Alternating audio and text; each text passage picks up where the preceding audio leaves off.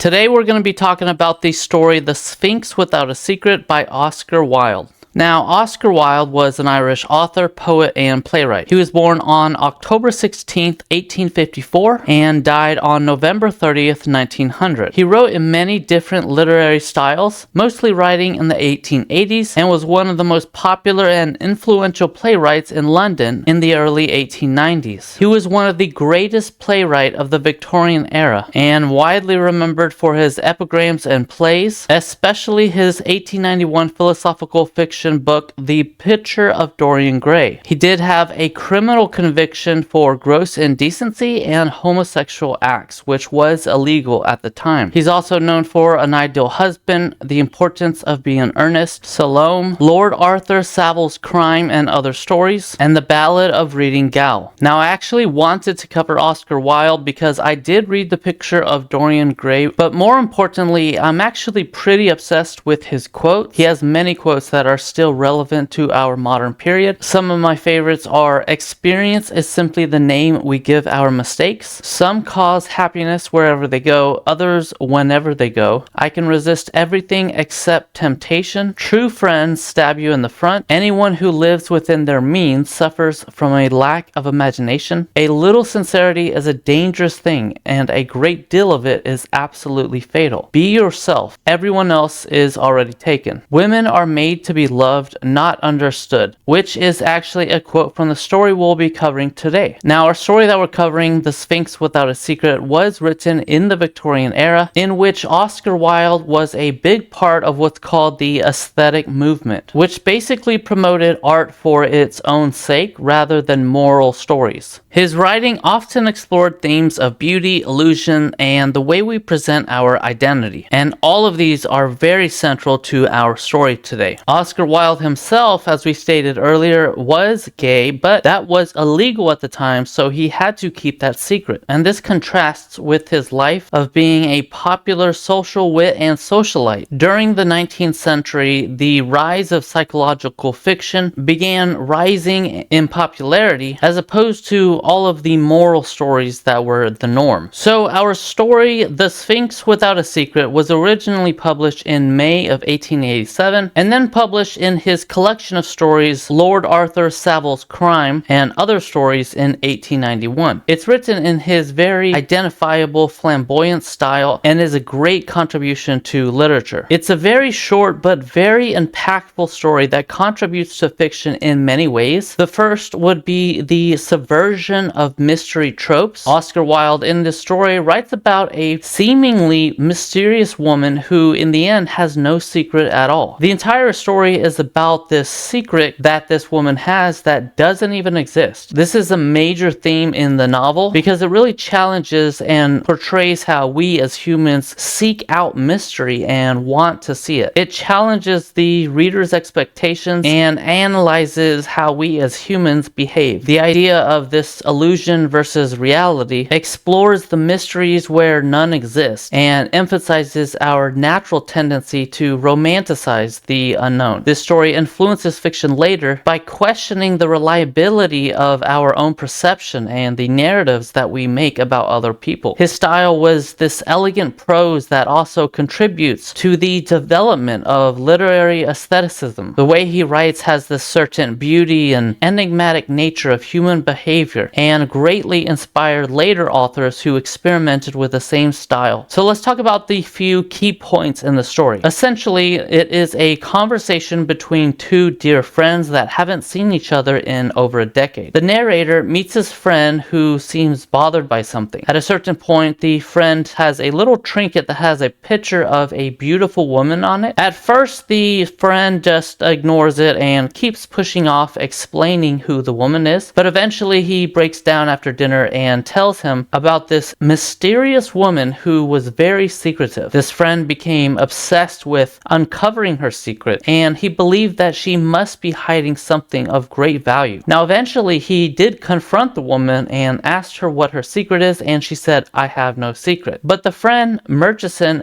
can't accept this answer and keeps believing that there has to be something deeper behind her words. Finally, the truth is revealed after her death when he hires a detective to investigate her life. And the detective discovers and reports back that she didn't have any secret. She just pretended to appear interesting. The friend feels empty and realizes he was captivated by this illusion rather than the woman herself. The story conveys how some mysteries are meaningless but still have this strange power over us. Our narrator is left amused by this irony, which exemplifies Wilde's theme that people often create mysteries where none exist. This story highlights themes of illusion versus reality and our natural tendency to want intrigue and make stories about other people. Now, the time period and life events of our author greatly contribute to the story. In the time that Oscar Wilde wrote, it was in Victorian England, which at the time was greatly obsessed with secrecy and drama and stories. The Victorian era is a time when society was very concerned with appearances and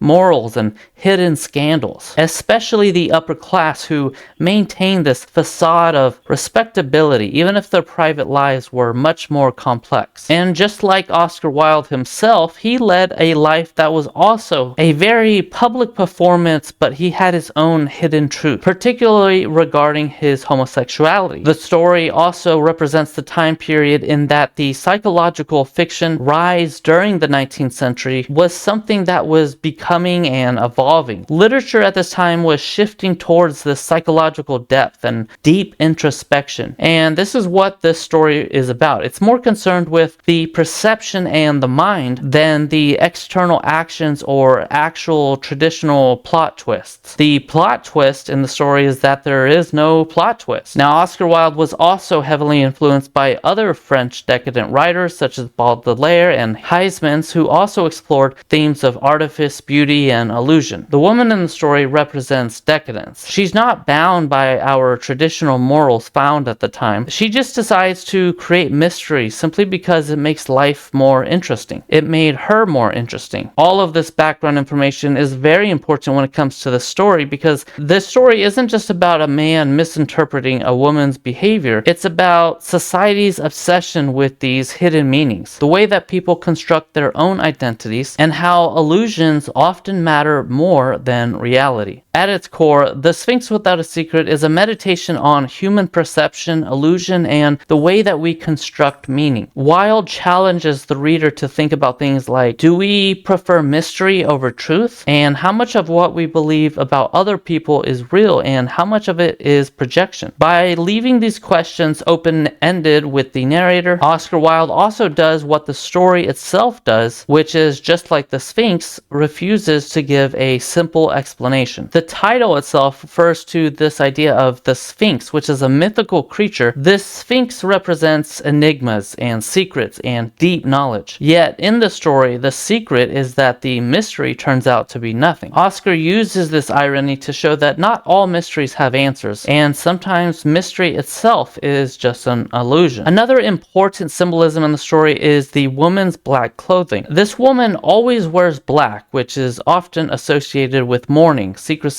or danger, and the friend of the narrator assumes that this means she has a dark past or a hidden grief, but in reality it was just a fashion choice, which reinforces this idea that people can project meanings onto things where they have none, like in this example, the color black. Her performance itself also symbolizes the aesthetic movement at the time, which valued artifice and theatricality in life. And finally, another very important symbol is the detective. This detective kind of symbolizes the rationality versus illusion idea by representing rationality and logic and fact. Yet even this fact is unsatisfying to the narrator's friend. This can symbolize how people sometimes reject reality in favor of a more exciting illusion. Through all of these symbols, Oscar Wilde critiques the way that we construct mysteries and narratives about other people. When it comes to what the story does for fiction itself in general, there are a couple things that we can touch on. The first is that the plot, which involves mystery and intrigue, is entirely a product of Wilde's imagination, which like in many works of fiction, the story is structured to build suspense and engage the reader, which eventually unfolds through events and conversations that lead to climax and resolution, which is very typical of fictional narrative. Another common theme in fiction is this idea of exploring themes that are the nature of secrecy, the